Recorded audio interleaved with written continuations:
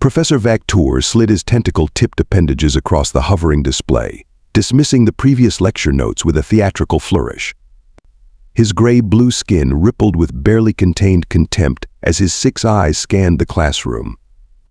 Each pupil contracted slightly as he assessed the students before him, cataloging their species, capabilities, and most importantly, their limitations. Another academic cycle begins, he announced, his voice modulator precisely calibrated to carry that special blend of boredom and condescension he'd perfected over his 87 years teaching at the Galactic Academy of Computational Sciences. How thrilling. The Academy was the most prestigious programming institution in the 7 spiral sectors, and Vak'Tuur was its most feared instructor. His course, Advanced Quantum Algorithmic Theory, was notorious for its difficulty. Even more notorious was Vak'Tuur himself, whose research had revolutionized computational approaches across 17 different technological paradigms. "I see we have the usual collection of moderately adequate intellects," he continued, hovering slightly higher on his anti-grav platform to better look down upon his students. "Ah, and the exchange program continues to lower our standards, I see." His upper right eye swiveled toward the back row, where Mira Jackson sat quietly, her datapad already open and ready. The human female was smaller than most species present, with dark curly hair pulled back from her face and warm brown skin that contrasted with the institutional white of the academy uniform. "Yes, we have a human this cycle. How quaint." The word dripped with disdain. "I suppose even primitive bipeds deserve exposure to actual science, even if comprehension is beyond them." Several students tittered nervously. The Blovians in the front row bloated their air sacs in amusement. The 3KZ twins shared a synchronized eye roll through their connected neural network. Mira didn't react. Her face remained neutral as she continued preparing her notes, though her jaw tightened almost imperceptibly. Now, Vak'Tuur's voice shifted suddenly to businesslike efficiency. "Let us dispense with the traditional coddling period. You are allegedly the finest computational minds your respective worlds have to offer. Prove it." A ripple of surprise moved through the room. Even by Vak'Tuur's standards, this was abrupt. First-day assignments were uncommon. First-minute assignments were unheard of. "I am sending each of you the parameters for this cycle's challenge assignment." He tapped the floating console before him, and each student's datapad chimed simultaneously. "This will separate the worthy from the worthless with admirable efficiency." Gasps and murmurs erupted as students reviewed the assignment parameters. Mira's eyebrows rose slightly as she scrolled through the details. Professor called out Nix Allah, a blue-scaled Draxian whose family had produced 3 generations of renowned programmers. "This appears to be your famous quantum encryption challenge. That's traditionally a final exam, not a first assignment." How perceptive, Vak'Tuur's mouth parts twisted into what passed for a smile among his species. "Yes, I've grown tired of waiting an entire academic cycle to identify those few students worthy of my time. You have 14 solar rotations." "But Professor," protested Zentz, whose gelatinous form quivered anxiously, "and the challenge requires creating a quantum encryption algorithm capable of processing multidimensional data without computational lag. The theoretical framework alone could take months." 11 students have solved it in the past 22 cycles, Vak'Tuur responded coolly. "None achieved it in less than 9 rotations. I do not expect most of you to succeed. In fact, I expect most of you to fail spectacularly." His gaze drifted back to Mira, particularly those whose species discovered rudimentary electricity barely 2 centuries ago. Laughter rippled through the room. Mira kept her eyes fixed on her datapad, her expression unreadable. "The parameters are non-negotiable," Vak'Tuur continued. "Your algorithm must process 12-dimensional quantum data streams without latency. It must be unhackable by current known methods, and it must operate with perfect efficiency regardless of input volume." Lok Dash, A four-armed Pentari with an impressive academic record raised a limb. "Professor, is this even theoretically possible within our current computational paradigms?" That student lockdash is precisely what separates genuine computational innovation from mere code regurgitation. Vak'Tuur's voice lowered to a silky purr. The truly brilliant find ways to transcend limitations. The mediocre make excuses about them. The classroom fell silent as students began frantically making notes and preliminary calculations. Mira calmly continued reading through the parameters, occasionally jotting something in her personal notation system. A final note, Vak'Tuur announced as the session neared its end. In 22 cycles, only 11 students have completed this challenge successfully. All were from the major computational species Draxion, Pentari, KZ-10 Quantum. No human has ever completed it. His upper eyes fixed directly on Mira. No human ever will. The professor's platform hummed as he glided toward the exit. 14 rotations. Impress me if you can. The Academy's main programming lab hummed with frantic energy. Holographic displays flickered and danced as students attacked Professor Vak'Tuur's challenge from every conceivable angle. 3 days had passed since the assignment, and panic was setting in. Nix Allah, the blue-scaled Draxion, had commandeered an entire corner of the lab. 6 separate quantum processors whirred around her as she dictated complex algorithmic structures into the air, her clawed fingers occasionally swiping to rearrange floating segments of code. "The entanglement matrices need to operate on 17 simultaneous levels," she muttered to herself, but the computational drag increases exponentially after level 12. Nearby, the KZ triplets had merged into their collective computational form, 3 bodies standing in a triangle, eyes closed, and their connected minds operating as a single neural network. Glowing equations circled them like a luminous tornado as they processed possibilities at speeds no individual consciousness could match. The gelatinous Zents had literally divided himself into 7 smaller Zentses, each tackling a different aspect of the problem. His approach involved mathematical principles so abstract that most other students couldn't even comprehend his starting assumptions. Across the room, Mira Jackson sat alone at a simple workstation. No fancy holograms surrounded her. No extra quantum processors assisted her work. Just a standard Academy datapad and her own thoughts. Occasionally, she would jot something down or reference an old text from the Academy archives. "Look at the human," sneered Grail, a mantis-like thresher with gleaming compound eyes. Using linear code structures like it's dealing with an ancient combustion engine. "Pathetic," agreed his lab partner Vuntak, whose crystalline body refracted the lab lights into dancing patterns. "Humans still think in such limited dimensions. I heard they can't even naturally perceive quantum probabilities. My family's food processing unit has more computational power than a human brain," Grail chittered. "I almost feel sorry for her." Mira seemed oblivious to their comments as she continued her methodical work, occasionally closing her eyes as if visualizing something in her mind.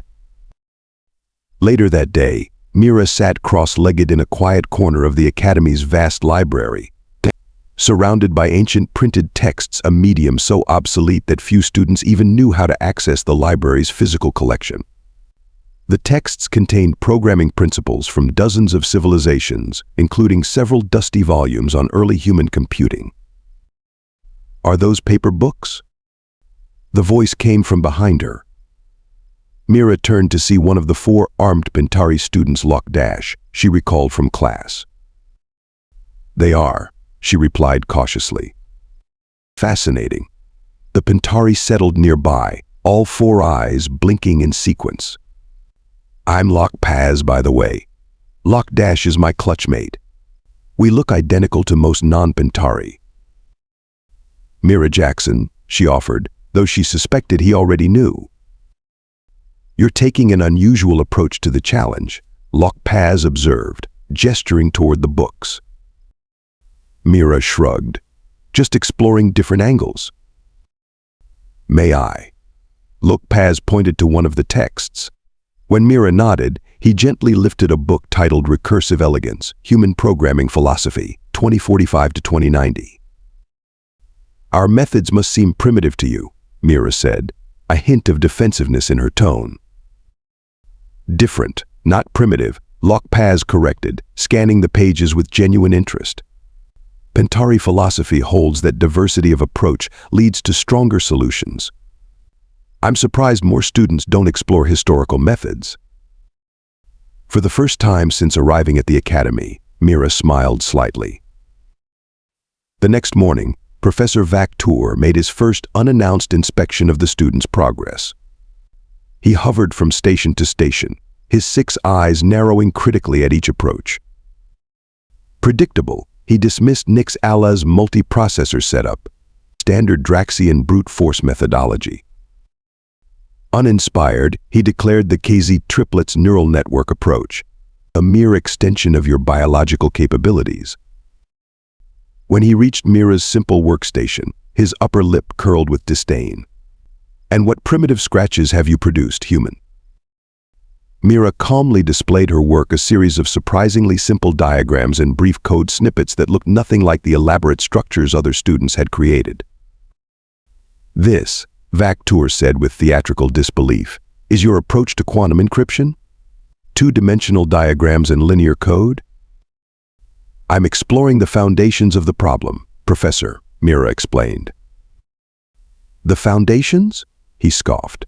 While others are constructing computational cathedrals, you're playing with sand. Perhaps on Earth, this qualifies as advanced work. Titters spread through the lab.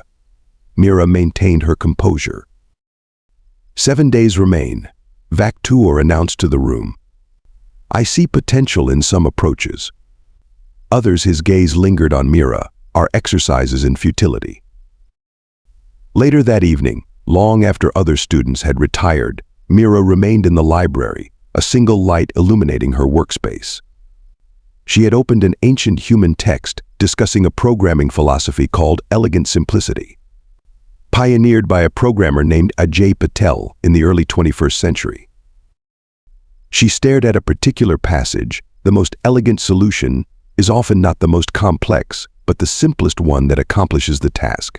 Complexity hides within simplicity, waiting to be released through the right perspective. Mira's eyes widened suddenly. She pulled up the problem parameters again, comparing them with a diagram she'd drawn. Her fingers flew across her datapad as she tested a radical new hypothesis. They're all approaching it backward, she whispered to herself. Every single one of them. The realization hit her like a lightning bolt. The aliens weren't building their solutions incorrectly, they were building them exactly as their advanced training had taught them. And therein lay the problem. They were all trying to construct ever more complex systems to handle the multidimensional data, creating elaborate structures to process each dimension separately. But what if complexity wasn't the answer? What if, instead of building bigger, more elaborate algorithms? What if the solution is to simplify? Mira murmured, a slow smile spreading across her face. What if one line could do what thousands can't? Presentation day arrived with the suffocating tension of a neutron star compression. The Academy's grand lecture hall was filled to capacity, not just with students from the class, but with faculty members and advanced researchers drawn by rumors of exceptional approaches to Vak'Tuur's infamous challenge. Professor Vak'Tuur hovered at the center of the auditorium, his anti-grav platform adjusted to maximum height, a not-so-subtle reminder of his position above the students, both literally and figuratively. We begin, he announced without preamble, his voice carrying that particular blend of anticipation and predetermined disappointment. Nix LA, you will present first. The blue-scaled Draxian stepped forward confidently, activating a holographic display that immediately filled the room with swirling, complex code structures. Her solution was brilliant by any standard, a 17-dimensional processing framework that handled quantum data through nested entanglement matrices. For 30 minutes, Nix Allah explained her approach with flawless technical precision. When she finished, she initiated the test sequence provided by Professor Vak'Tuur. The algorithm ran and crashed at 92% completion. Fatal recursion error in dimensional layers 13 through 17, the system announced dispassionately. Nix Allah's scales paled to a sickly cyan. But that's impossible. My simulations ran perfectly. Simulations are not reality, Vak'Tuur observed coldly. Next. The KZT triplets fared slightly better. Their collective consciousness had produced an algorithm that handled the 12-dimensional requirements through parallel processing across their shared neural network. Their test reached 97% before failing catastrophically, causing a temporary power fluctuation throughout the auditorium. Zentz's gelatinous body quivered anxiously throughout his presentation. His solution, a mathematically pure approach using theoretical constructs from 11 different species, failed to even initialize properly. With each failure, Vak'Tuur's smug satisfaction grew more pronounced. As expected, he commented after the 6th consecutive failing presentation. The challenge remains, as it should, beyond the capabilities of students. There is no shame in failing where only true masters might succeed. Mira sat quietly in the back row, reviewing her notes one final time. Her approach had crystallized during 3 sleepless nights following her breakthrough. While other students had continued building increasingly complex solutions, she had gone in the opposite direction, stripping away layer after layer until only the essential core remained. Jackson, Vak'Tuur finally called, his voice dripping with preemptive dismissal. I suppose we should complete our roster of failures. Present your work. Whispers and snickers rippled through the audience as Mira made her way to the central platform. Several students didn't even bother to hide their amusement. What could a human possibly contribute after the most advanced computational species had failed? Mira connected her simple datapad to the presentation system. Rather than the elaborate holographic displays used by previous presenters, her screen showed only a text interface with a single line of code. What is this? Vak'Tuur demanded, his upper eyes narrowing in offense. Where is your algorithm? This is my solution, Professor, Mira replied calmly. Outright laughter erupted from several corners of the room. Even some faculty members exchanged amused glances. You mock this assignment, human? Vak'Tuur's skin darkened with anger. One line of code. For a 12-dimensional quantum encryption algorithm. This is beyond disrespectful. With respect, Professor, Mira responded, her voice steady. I believe this will work. Explain yourself before I remove you from this course permanently. Mira nodded, taking a deep breath. While studying the challenge, I realized everyone was approaching it from a fundamentally flawed perspective. We've been trying to build separate processing structures for each dimensional layer, treating them as distinct data streams that must be handled individually. She gestured to her single line of code. But what if we don't need to? What if, instead of separating the dimensions and then trying to synchronize them, which creates the lag we're all encountering, we treat the 12-dimensional data as a single unified pattern? Confusion rippled through the audience. Lok Paz, sitting near the front, leaned forward with intense interest. That's not how quantum data processing works, sputtered Nixala. Each dimension must be individually processed and then synchronized or the quantum states collapse. In conventional approaches, yes, Mira agreed. But there's an old human programming concept called dimensional folding that suggests otherwise. By treating the 12 dimensions as a single unified pattern, we can process them simultaneously through a recursive self-referential loop. Vak'Tuur's expression shifted from anger to something like pitying amusement. Dimensional folding? A human concept? How quaint. Well, let's see this spectacular failure, then we can move on to serious approaches. Mira nodded and initiated the test sequence. The single line of code executed. The test status indicator moved instantly to 100%. A hushed, disbelieving silence fell over the auditorium. Test complete. All parameters satisfied. Encryption algorithm functioning at maximum efficiency, announced the system. Zero latency detected. The silence deepened. Then someone gasped. Then another. Vak'Tuur's 4 eyes blinked rapidly in succession. Impossible, Vak'Tuur whispered, his voice barely audible. Then louder, impossible. He flew his platform directly to Mira's console, all 6 eyes scanning the code, the test parameters, the results. You cheated, he accused, his voice rising. You must have. No algorithm this simple could possibly handle 12-dimensional quantum data without lag, especially not one created by a human. Run it again, Mira offered calmly. Change the test parameters if you wish. The principle remains sound. Vak'Tuur immediately initiated a new test sequence, this time with parameters he modified on the spot. Again, the code executed flawlessly, processing what should have been an impossible computational load with zero latency. This is a trick, Vak'Tuur insisted, his tentacle-tipped appendages trembling with indignation. Some form of deception. I demand an explanation. I assure you, Professor, there's no deception, Mira said calmly, standing her ground despite the 6-eyed glare boring into her. Just a different way of seeing the problem. The auditorium remained frozen in stunned silence. Vak'Tuur hovered inches from Mira, his skin shifting through shades of disbelief. Explain, he demanded, voice tight with suspicion.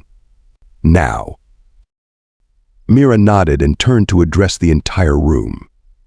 The fundamental flaw in our standard approaches is that we've been treating multidimensional quantum data as separate streams that need individual processing before synchronization. This creates unavoidable computational lag as dimensions multiply. She pulled up a simple diagram on her screen. Instead of building larger frameworks to handle each dimension, I realized we could use a principle from early human computing: dimensional folding combined with recursive self-reference. But that would create paradoxical loops, objected Nix Ale, her scientific curiosity temporarily overcoming her shock. In most computational frameworks, yes, Mira acknowledged. But humans have a peculiar history with computers. Unlike most species who developed quantum computing as a natural extension of their consciousness, and we started with simple binary systems and had to adapt them to increasingly complex tasks.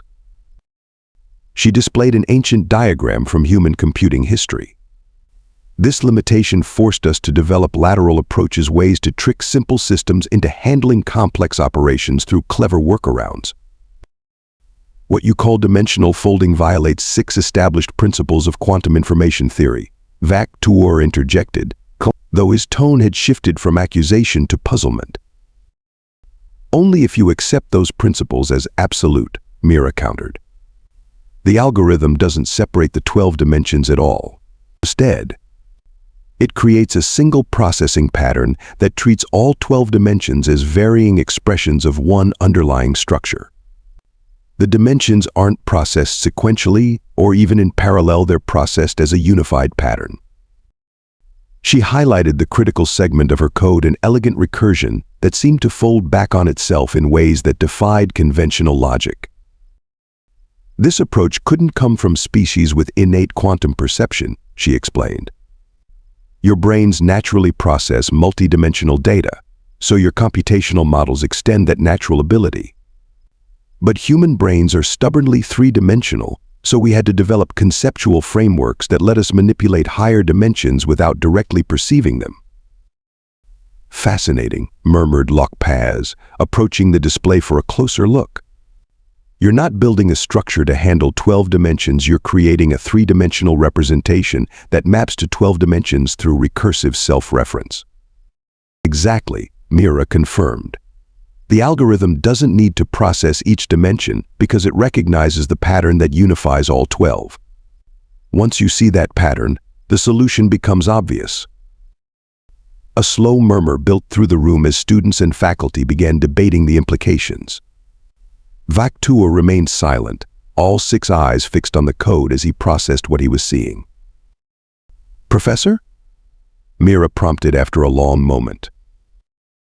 Vak'Tuur's skin gradually shifted to a deep blue, a color Mira hadn't seen on him before. His anti-grav platform slowly descended until he was at eye level with her. "In 87 cycles of teaching," he said, voice uncharacteristically subdued, "I have never encountered an approach so unexpected. The solution is elegant in its simplicity. More importantly, it reveals assumptions in our computational models that no one has questioned for centuries." He turned to address the stunned audience. "It appears we have much to learn about human problem-solving methodologies." The weeks that followed transformed Mira's standing at the academy. Students who had dismissed her now sought her insights. Faculty members requested her input on research projects. The Academy Journal published a special issue examining her algorithm and its implications for quantum information theory. Most surprising was the change in the other students' attitudes. Nix Allah approached Mira one day in the computational lab. Her blue scales shifting with what Mira had learned was embarrassment. "I've been reviewing your solution," the Draxian admitted. "It's brilliant, and it made me realize how constrained my thinking has been by traditional Draxian approaches." Even the ever-arrogant Zens acknowledged Mira's achievement, though he insisted he could have eventually reached a similar conclusion given another 50 years of theoretical development. 3 weeks after the presentation, Mira received a private message from Professor Vak'Tuur requesting her presence in his research laboratory, a space few students had ever entered. She found him hovering before a wall of equations, his skin a contemplative shade of lavender. "Jackson," he acknowledged as she entered, "I have been attempting to integrate your approach into my own research, with limited success." Coming from Vak'Tuur, this was tantamount to a desperate plea for help. "The difficulty," he continued, "appears to be conceptual rather than technical. I cannot seem to think around the problem as you did." "It's not about superior intelligence, Professor," Mira said carefully. "Humans approach problems differently because our limitations forced us to. We had to develop conceptual frameworks that compensated for our inability to directly perceive quantum states." Vak'Tuur was silent for a moment. "Would you," he finally asked, each word clearly difficult for him, "be willing to teach me this human approach to problem solving?" Mira smiled. "I would be honored, Professor." By the end of the academic cycle, the Academy had established a new course, Lateral Computational Approaches the Human Perspective. To everyone's shock, Professor Vak'Tuur insisted on co-teaching it with Mira. At the cycle end ceremony, the Academy Chancellor addressed the assembled students and faculty. "The incident with Jackson's algorithm has reminded us of a fundamental truth. No species holds a monopoly on innovative thinking. Different evolutionary paths create different cognitive frameworks, each with unique strengths. The human approach to problem-solving, seeing patterns where others see only complexity, finding simplicity where others build elaborate structures, offers valuable lessons for us all." Mira stood among her alien classmates, no longer an outsider but a valued colleague. As she looked around at the diverse species gathered in the Great Hall, she reflected on humanity's place in the galactic community. Humans might not have the natural quantum perception of the KZTZ, the mathematical intuition of the Draxians, or the processing power of the Pentari. But they had something just as valuable: the ability to think laterally, to question assumptions, to see old problems from new angles. In a universe of specialists, humans were the generalists, the ones who could connect disparate ideas and find unexpected paths forward. That wasn't primitive, it was powerful. And in one elegant line of code, Mira Jackson had proven it to the galaxy.